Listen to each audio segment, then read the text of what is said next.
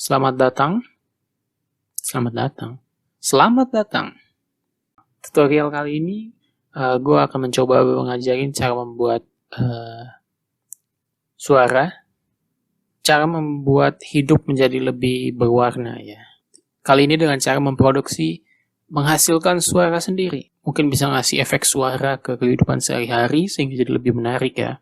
Mungkin seru jadi makin seru, mungkin lucu jadi makin lucu. Atau bisa merubah juga yang tadinya tegang menjadi lebih ringan. Oke?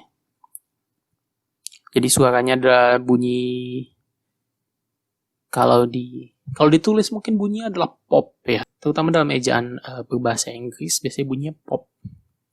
Ya, kunci dari menciptakan suara seperti ini adalah bibir yang mungkin bukan lembab ya, tapi lebih dari lembab, sedikit basah. Jadi sekali lagi bunyi adalah klasik, bunyi seperti ada gelembung pecah. Nah sekarang bisa dinaikkan levelnya menjadi